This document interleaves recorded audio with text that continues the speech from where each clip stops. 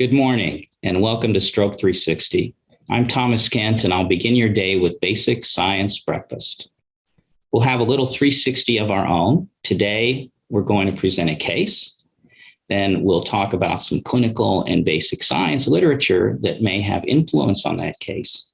And then we'll get back to the patient and see if we've changed our decision making. So the patient, and the PHI has been altered, so can't be identified, is in their late 60s. It's a fully active academic neurosurgeon who calls me for advice. The patient was just found to have atrial fibrillation. His cardiologist recommending starting him on an anticoagulation, a direct acting one. Has a strong family history of MI, and in fact, himself had cardiac stenting for a minor MI 20 years ago. No known history of stroke. He's been treated for elevated cholesterol and mild hypertension, but has a good response. And he really has minimal traditional risk factors for bleeding. But he calls me because he is, quote, terrified of having an intracerebral hemorrhage. And what would I recommend? So actually, in my experience, it's not that uncommon, especially for medical professionals, to be more fearful of an ICH than of an ischemic stroke. I think they've seen really bad outcomes. So what would you recommend? Well, in a case of atrial fibrillation, we can certainly use scores. They're widely used and potentially useful in guiding therapy, the CHADS and its variations, and includes factors such as age, sex, vascular risk factors, and prior stroke. There are bleeding risk scores, the HAS-BLED, and there are actually 6 others. These have not been quite as universally recommended for decision-making, but they do include conditions with known bleeding risks and could put things into perspective. But do the scores really capture what's behind the causes of stroke in these patients and bleeding on an individual basis? These scores were correlations. They weren't really based on causation. And they're not typically based on randomized data, but on patients that someone already decided should, for example, in case of bleeding, be on anticoagulation. So people don't typically anticoagulate patients with frequent and serious falls, and really only 1 out of the 7 bleeding scores includes falls as a risk. So let's take a step back, since bleeding was really the major concern of this patient. Why do patients bleed on anticoagulation? We take anticoagulants to prevent clots. They don't really dissolve existing clots. That's the purview of your endogenous fibrinolytics, and it's way too early to go over the coagulation system. But in general, from these arrows, you can see that there's lots of feedback and feed forward for clot formation and dissolution. Centerpiece is thrombin and factor 10A. And so we can approach it approach anticoagulation by either depleting the vitamin K factors or directly antagonizing those 2 factors. But then it's really the endogenous plasmin systems that would lyse a clot, and they're really only able to lyse a fairly new clot, not until this network is just so established that they become very difficult to lyse. So why is bleeding a risk from anticoagulants? Well, it's actually not entirely clear. So I guess common sense would say that if you have ongoing bleeding and thrombosis, that if you have an anticoagulant on board, you're going to bleed. So things that increase your risk of having vascular damage, hypertension, inflammation, etc. You may, of course, have a coagulopathy, platelets, liver disease, or you may be bleeding. And there may be other off-target effects, particularly of high doses, and it's probably certain that we don't know everything that's involved in coagulation. And so there may be factors that are unknown. What about bleeding risk? Well, the risk of bleeding is encapsulated in several scores, and they reflect typical bleeding tendencies. But as I said, only 1 score includes the risk of falls. And it's because probably most of these patient databases did include a lot of patients with falls. But I can tell you from experience that much literature, including the cardiology literature, does not think simple falls are a major risk. Well, let's think about that. So do you think in these 2 patients that having a fall would be equally risky for the consequences of intracranial bleeding? Here's a patient with normal brain, no atrophy, and here's a patient with severe atrophy. So you can imagine that the dural sinuses are traversing this large area. This brain is also really susceptible to even minor trauma, which could potentially tear these and cause a hemorrhage. So I think the answer is no. These two patients don't have an equal risk of bleeding from falling. Well, what about these two patients? Do you think they have an equal bleeding risk? So this is a kind of MRI called a susceptibility weighted image. What it does, it picks up the consequences of blood degradation, iron and hemosiderin. And when you see iron and hemosiderin, it's these dark spots. Here's a normal brain, and indeed you see some dark spots, but these are typical sulcal spaces that stagnant blood in veins show up as dark. But here you see a patient with lots of these spots, very tiny ones and some larger ones, and things that look like frank hemorrhages. So these are indeed cerebral microbleeds. Well, what are these? What are cerebral microbleeds? They can either be called microhemorrhages or microbleeds. Well, they're tiny deposits of blood degradation products, hemosiderin and iron. They're often contained within macrophages, and they're in close relationship to structurally abnormal vessels when looked at in pathology. Well, hemosiderin and iron are strong paramagnetic materials, and that allows its detection in a magnetic field. Particularly first, the original sequence that was used was called gradient echo that picked up this T2 star or susceptibility effect. Nowadays, there's even more sensitive pulse sequences, specifically the susceptibility weighted imaging. It's important to note that the higher the field detects even more of these in comparison to the lower field. But the downside is that there's a blooming effect so that they actually look bigger on high field MRIs than they are. And some of them would actually be undetectable without microscopy. Well, microhemorrhages were first reported in association with imaging in somebody that had an intracerebral hemorrhage, but they've now been reported in a lot of different clinical conditions and have pretty wide ranges. Most consistently, they're seen in a patient with an intracerebral hemorrhage, but they're also seen in ischemic stroke, so probably reflect some vasculopathy. And importantly, they're seen in cognitive decline and dementia, and that's going to be a focus of what we talk about. So microbleeds appear differently depending on their underlying cause. And the two major causes are cerebral amyloid angiopathy and hypertensive vasculopathy. Cerebral amyloid angiopathy, or CAA, is caused by the accumulation of beta amyloid on the vessel wall of both cortical and leptomeningeal arteries, not deep basal vessels. Hypertensive vasculopathy, which is usually a consequence of long-standing hypertension, affects the microvasculature, but it's deep penetrating arteries, and it's characteristically defined by this appearance called lipofibrohyaline. Both entities are associated with age, and so they may coexist and have various degrees of severity. So here's a single patient that has both subcortical, in this case, thalamic microbleeds, but also cortical ones. And again, that's not particularly unusual, but these have very different causes, very different pathology. Well, here's some of the pathology that you might see. This is a recent bleed, both with platelets and red blood cells. It gradually turns into hemosiderin. And then if you stain for iron, in fact, you see the iron deposition. Now, this would show up as a single microbleed on susceptibility weighted imaging. If you look at the pathology with different stains, in the case of CAA, this is an amyloid beta stain. You see that it's lining the walls of both large and small vessels.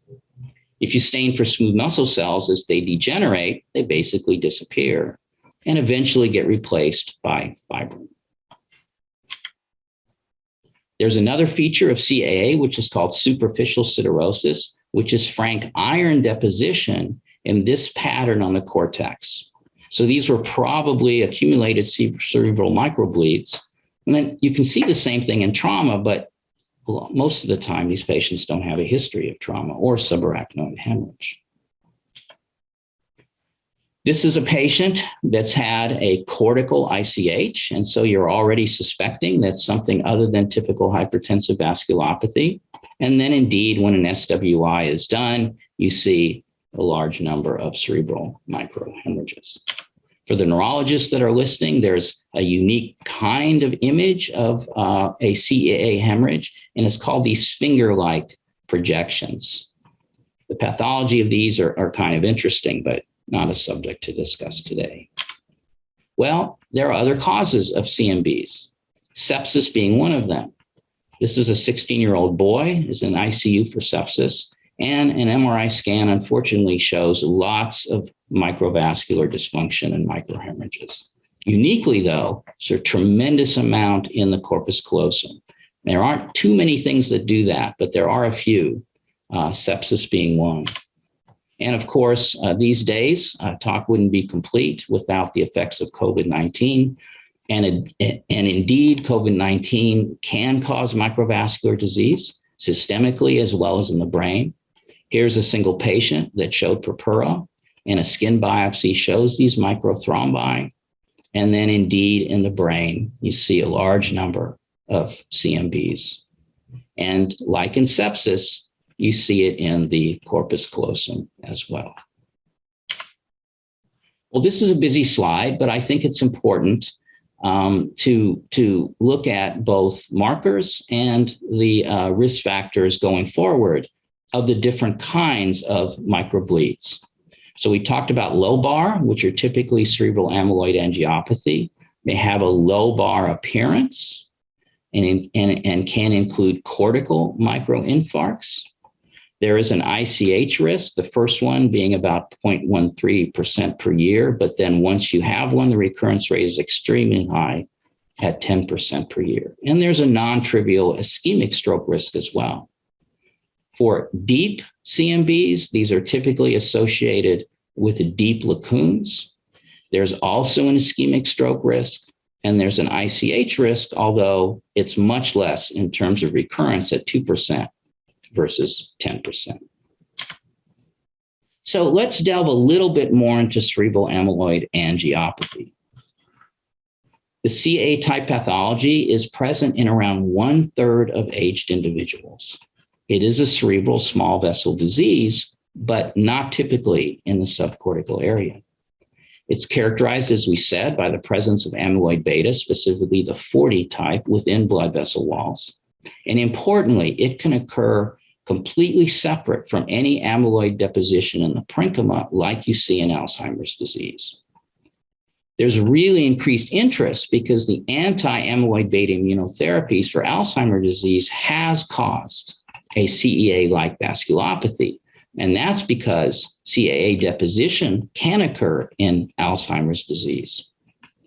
So early in CAA, you might see white matter ischemic changes and cortical microinfarcts reflecting a vasculopathy. And then later, these become those punctate hemorrhages. They can be low bar microbleeds and macrobleeds. And then we talked about superficial siderosis. So I won't go into the details, just to let you know that there are established criteria called the Boston criteria, which go from possible to definite, depending on the amount of pathology that you're able to analyze, from imaging to postmortem pathology. So what happens when amyloid gets deposited into vessels? So this is a schematic that shows an arteriole, and it has a smooth muscle, basal lamina, endothelial cells. And for some reason, the pathological amyloid beta 40 is attracted specifically to the basal lamina. So as it accumulates, it begins to injure and damage the smooth muscle cells and the walls and the endothelium, which causes, most likely, is what causes thrombosis. But then at some point, these become so damaged that they leak and leak blood. These microbleeds are associated with cognitive decline, even when controlling for Alzheimer's pathology. There's an acceleration of decline of global cognition, processing speed, language, and episodic memory. And the more hemorrhages and the more cognitive decline. And again, cognitive decline can occur in CAA, but importantly, in non-CAA hemorrhages as well. So we talked about the risk of hemorrhage. The recurrence rate is 9 to 10% per year. Interestingly, it may be lower with aggressive treatment of blood pressure, even in CA patients that don't have high blood pressure, as suggested in the trial that retrospectively ended up including some CAA patients. So there's recently a lot of interest in CMBs because they appear to be a complication of anti-amyloid beta immune therapy for Alzheimer's disease, which is very much in the news these days. These abnormalities that were seen when Alzheimer's patients were given antibodies against amyloid beta are called ARIAs, or amyloid-related imaging abnormalities. There's ARIAs E, which is edema and effusion, and ARIAs H, hemorrhage and hemosiderin. Some of these are transient, but some of them have been permanent. What do they look like? Here's a patient that was undergoing immunotherapy and had both the edema kind and underneath that, the hemorrhage kind. All these patients had an MRI before treatment, and so these are indeed new. The safety of anti-amyloid immune therapy has been under question. And in the early 2000s, the first kinds of immune therapies were adaptive immunity. In other words, they activated a T and B cell response and activated complement to clear out the amyloid. This appeared safe in mouse models, and in fact, mouse models benefited cognitively, but they were generated by driving the mutated amyloid in neurons, and that's the only way they got cognitive loss. But unfortunately, what was forgotten that in humans, pathological amyloid in AD is deposited in both the vessels and the parenchyma. And sadly, when trialed in patients, and these were very advanced AD for the first patients, may cause multiple cases of meningoencephalitis and in fact, fatal ICH. So the current approaches are primarily passive immunity. So passive immunity is administering an antibody that neutralizes the target, tries to melt it away, block some of its actions. And this happens with both anti-amyloid beta and anti-tau antibodies. There has been one approved, Adulahen, and this is a monoclonal antibody against aggregated amyloid beta. But the approval has come with a lot of controversy. First of all, its efficacy was determined from a secondary analysis of one of two RCTs, randomized clinical trials. But unfortunately, it also caused both ARIAs E and H. In fact, these were observed 4 times greater than in placebo patients and clinically about 5 times greater compared to placebo. So CMS has requested additional clinical studies if it's going to pay. But the good news is that it has paved the way for even more passive anti-amyloid therapies. And these were already in various stages of development. They have different epitopes, they have different activations of the immune system. And so some may cause less ARIAs, and reevaluating the approved drug may show it to be safe and effective. So let's take a little bit of interlude for the basic science.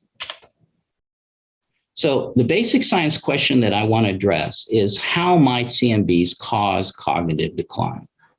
So we discussed that CMBs are independent factors in cognitive decline, but what could be the mechanism? So there's evidence that simply accumulating injury to the brain might be the simplest explanation, but these are really tiny bleeds, and some of them not even necessarily in the cortex. It doesn't occur in every patient that has cognitive decline, but some appear especially vulnerable to it. So are there other potential mechanisms? NIH has recently recognized that there needs to be more research in the relationship between the vasculature and dementia. So this isn't the same thing as vascular dementia. This is a new concept called vascular contributions to cognitive impairment and dementia. And the idea is that there is vascular disease that causes cognitive loss, but there's also vascular disease that may be causative in what we consider neurodegenerative diseases. This is the way NIH is currently conceiving it. I might list it a little bit differently, but a transition between small bleeds and large bleeds, and various relationships between cognitive impairment and dementia.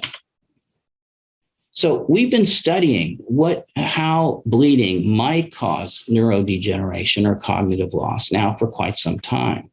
And it starts with looking at what happens to a brain hemorrhage. So this is obviously a postmortem, probably several days after the initial hemorrhage. And yes, you see the massive hemorrhages, but what you also see is there's been a diffusion of blood products into what appears to be normal brain. So it's these blood products that we focus on. Well, hemoglobin is not supposed to be outside the blood vessels, and it's really toxic. It's highly reactive, induces oxidative stress, but it's broken down to both beneficial and toxic products. So where red blood cells are recycled in the liver, for example, has high levels of heme oxygenase that can break heme down.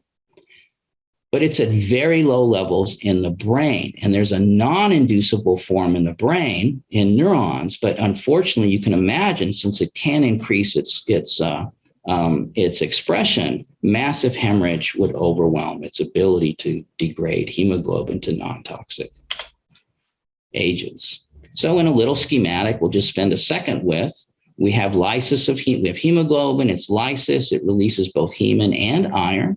Iron is particularly bad in terms of free radicals when it is in proximity to hydrogen peroxide. This is the old Fenton reaction, that is the same reaction that when you take hydrogen peroxide from a bottle off your shelf and put it on your skin, where hydrogen peroxide is produced by every cell. You produce bubbles and the really, really nasty radical, hydroxyl radical. It's not just the free radicals. There's also a form of cell death called ferroptosis, which is a cycle of cell death that's set in motion, among other ways, by excess iron. And these factors probably contribute to the immediate damage. But what about longer term potential neurodegeneration? Well, we're looking at hemin. So hemin is a protoporphyrin with a ferric iron, and it's formed from the breakdown of red blood cells. It's very rapidly taken up into cells and even the nucleus. And what we found with colleagues here at Houston Methodist Hospital is that hemin rapidly induces oxidative stress when we add it to cultured neurons. These appear within minutes, particularly in the mitochondria, followed by the nucleus and then the whole cell. But what was incredible is not only did they produce reactive oxygen species, they actually damage DNA. So here's a figure that includes a marker of double-strand DNA, phosphorylated ATM. Tyrosine hydroxylase identifies these as neurons. DAPI identifies these as the nucleus. And when you take a control cell and you merge it all together, you just see a few evidence of activation of ATM. Gamma radiation, the kind you would give to X-ray therapy, produces a tremendous number of these. But so does hemin. Hemin does it in a concentration easily achieved in an intracerebral hemorrhage. So this was just a remarkable finding. Well, but what's the big deal? Well, what happens to a cell that has this level of double-strand DNA damage? They often can become senescent. So senescence is a feature of aging. A marker of senescence is accumulation of a specific material, beta-galactoside, lysosomes. They just start getting bigger and bigger and accumulate this stuff. Senescent cells stop dividing, they enlarge, and they are resistant to several types of cell death, including ferroptosis. The bad thing is that senescent cells can transition to the secretory phenotype, which is highly inflammatory and can recruit neighboring cells. Senescence is associated with diseases like Alzheimer's, both in neurons and astrocytes, in hardening of the arteries, specifically in endothelial cells, and many other age-associated conditions. But it had not been previously associated with hemorrhage. So just a little schematic on senescence. There's a number of activating signals that can induce a cell to become senescent. Prominent are these oxidative stress and DNA damage. They activate pathways that actually stop the cell cycle, and a cell can sometimes just stay in that state. But unfortunately, it often progresses to what's called the senescence-associated secretory phenotype. And this releases tremendous volumes of inflammatory cytokines and other kinds of factors that can recruit other cells in its environment and has a cascade effect. In our case, When we added hemin to cultured neurons, and this is the blue staining of that beta-galactoside, about a third of the cells died, about a third didn't change, and a third became frank senescent. You can see an occasional cultured cell will have some blue staining, but look at the tremendous amount of blue staining that occurs after hemin. Well, are there treatments for senescence? Well, nothing's approved yet, but several therapies are under investigation, and these are mostly what we call repurposed drugs. Metformin and rapamycin appear to slow down the appearance of senescence in mouse models, and there are clinical trials being prepared to test them for safety and efficacy in slowing down the aging process. Then there's a second set of drugs called senolytics. And these are drugs, you might have heard of quercetin. It's been talked about in relation to COVID-19. And quercetin in combination with low dose of cancer chemotherapeutics appear to actually clear out senescent cells. But its efficacy and safety is still under investigation. And I think the big concern is off-target effects, but they are being used in certain conditions. So we've taken a different approach, and I'll talk about that for just a minute or two. And that's to study nanomaterials. And our nanomaterials are derived from carbon sources. These are subjected to harsh acid therapy, and they generate nano-sized particles with extremely active antioxidant and iron chelation abilities. We call these pegylated hydrophilic carbon clusters. They're highly oxidized, they're water soluble. They take carbon-rich materials. In this case, they're derived from activated charcoal, which is used as a therapeutic. And after acid treatment, they get decorated with these oxygen moieties, which become very active in terms of clearing free radicals. We can easily attach, in this case, an iron chelator, deferoxamine, and polyethylene glycol, which makes them bioavailable, soluble, with a nice circulation time. The difference from typical antioxidants is that these are catalytic. In other words, a small amount goes a long way. They don't appear to be toxic. We've shown in vivo restoration of oxidative balance in a number of different acute injury models. They're rapidly taken up. They actually locate because of their charge in mitochondria and restore mitochondrial function, and in this case, actually can treat cyanide poison. So just one quick example of their use, and this is a model of middle cerebral artery stroke. A severe one, these rats are hyperglycemic, which worsens outcome dramatically. And these are images taken about a week after the stroke. Red is where mitochondria are working fine. White is where they're dead. And this is typical middle cerebral artery territory. So these rats have had an occlusion of the middle cerebral artery. And then after 2 hours, which is a clinically relevant time, the occlusion is removed and the drug is administered. And even at this late time point, you see a tremendous reduction in the size of the infarct. So only the real core, where there was no blood flow, remains dead. Well, in the case of hemin, even when delayed after administering hemin to neurons, it is able to cut by about half the number of senescent cells. And in vivo, in a mouse model, where blood is injected deep into the brain and the basal ganglia, if we look a day later after injecting our material, you see a marker of double-strand DNA breaks, gamma H2AX, is high in an untreated brain. This is tubulin, which is just a control. And it's much lower in an animal that had been treated at a delayed time point with these nanomaterials. So there appears to be some promise. What's our next step? Well, like any new material, it needs full toxicology and efficacy characterization in different animal models. But ultimately, we hope that there may be a transition to the clinic. So let's get back to our patient. This was an older patient with atrial fibrillation, had some vascular risk factors. The CHADS items suggest the need for therapy. He has few generally accepted risk factors for bleeding, yet the patient appears to have a very low risk tolerance for ICH. So what would you do? Well, what about microbleeds and bleeding in the prophylaxis of atrial fibrillation? So there was a study in a major journal just a few years ago, which took a database of patients which had been treated with anticoagulation after a stroke or TIA and observed them, in this case, for about 2.5 years. What they found retrospectively, looking at those patients that had cerebral microbleeds, that they had a dramatic increase in hemorrhage, in symptomatic hemorrhage, compared to those that did not. So about a 5-fold difference. They actually went ahead and included the presence of microbleeds into the Hasblett score, and they found a dramatically increased ability to retrospectively predict who may have had a hemorrhage. And so they concluded that cerebral microbleeds are independently associated with symptomatic ICH, which would be of great concern.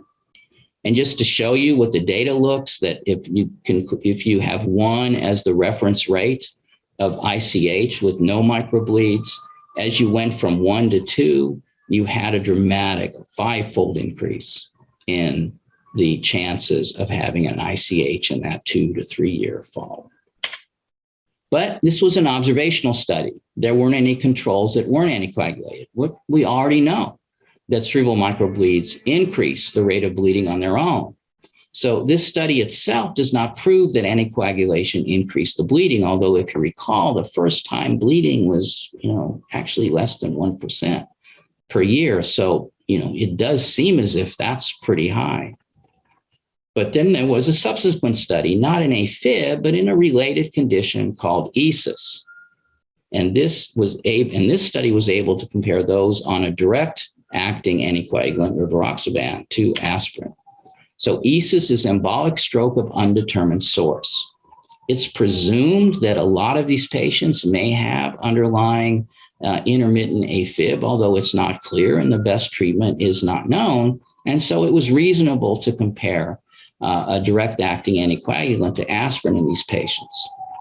So this specifically addressed whether microbleeds influenced the effect of anticoagulation. It was a relatively short follow-up of 11 months, and they concluded actually 3 times in their abstract that there was no treatment effect modification if you had cerebral microbleeds in rivaroxaban versus aspirin. So there was, in fact, an increased risk of adverse outcomes, but it did not appear to influence the effect of rivaroxaban. And then again, in their conclusions, the rate of ICH in participants with CMBs was not different if you had rivaroxaban or aspirin, but they did acknowledge that they have small numbers. So bear with me. I know it's early in the morning, but let's just spend a minute to go over the data and see if we agree with the conclusion. So in the presence of CMBs with or without, and then the number will look at the risk rate of having a hemorrhage on those of rivaroxaban. And what you see is if you just had CMBs in general, a 4-fold increase. If you had 3 or more, you had almost a 9-fold increase in having ICH and follow-up. And there was no statistical difference with aspirin. But these are truly small numbers: 1 patient, no patients, 2 patients. And when you look at the hazard ratios, they range anywhere from 2-fold to 3-fold higher. So it's not clear that you could conclude that there really is no additional risk of rivaroxaban. And then an editorial that accompanied this paper, perhaps it was a bit overstated. Cerebral microbleeds and antithrombotic therapy, stop worrying about bleeding. So I think that's, one potential interpretation of these results. But I think maybe a more sober view is that there is indeed a risk of bleeding with anticoagulation.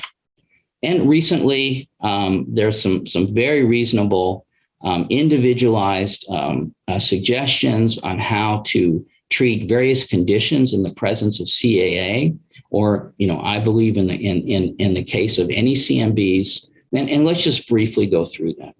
So cardiovascular disease, hypertension, we did talk about that aggressive targets, if the patient tolerates it and doesn't have orthostasis, et cetera, seem to lower the recurrence rate of ICH. We talked a little bit about hyperglycemia, but it clearly worsens outcome after both ischemic and hemorrhagic stroke. With lipids, and this was discussed last year at this meeting, in high and aggressive use, they do increase the risk of ICH. And so, maintain a modest goals for statin therapy. And antiplatelet use really only established indications. And then I threw this in. Cilostazol has shown to be very effective in stroke prevention without much of an increase in bleeding, but only in Asian populations. And it is being looked at in non-Asian populations. So maybe the future will hold cilostazol as an option. When you do need to anticoagulate, where there is an alternative, for example, in non-valvular AFib, this is where you can consider left atrial appendage closure, although recognize that in most of these do require some period of time on antiplatelet or anticoagulation. DVT, a short-term IVC filter, may be effective, and then as short as possible anticoagulation in the case of a PE. When it becomes very difficult, an intracardiac thrombus, a mechanical valve, you consider alternatives. In the case of an intracardiac thrombus, for example, after an MI, you might do very frequent ultrasound and just cease anticoagulation as soon as you can. And unfortunately, a condition that coexists, antiphospholipid syndrome, there doesn't appear to be an alternative. So what happened to our patient? Well, he did have a susceptibility weighted MRI, and it was completely clean. It overall showed no abnormalities of any kind. He is treated with a DOAC. And I can tell you that he did remark to me that neither he nor his cardiologist were aware of CMVs as a potential bleeding risk. So let's quickly conclude. CMVs occur in several conditions, the most common being hypertensive vasculopathy and CAA. There are characteristics that distinguish them. CMVs are a complication of immune therapy for Alzheimer's disease, and this may ultimately limit their utility, although there are efforts underway to minimize the risk. Importantly, CMVs are associated with both recurrent ischemic hemorrhagic stroke and cognitive decline. We talked about blood breakdown products as highly toxic and potentially set in motion mechanisms that could explain the cognitive decline. So while there is some controversy, CMVs may increase the risk of anticoagulation, and ultimately they may be incorporated into bleeding risk scores. And then we presented some suggestions for individualized therapies in the face of CMVs. So I will end there. I want to thank you for your attention. I want to thank all my clinical and basic science colleagues. And here I'm saying, have a great rest of the day. Thank you.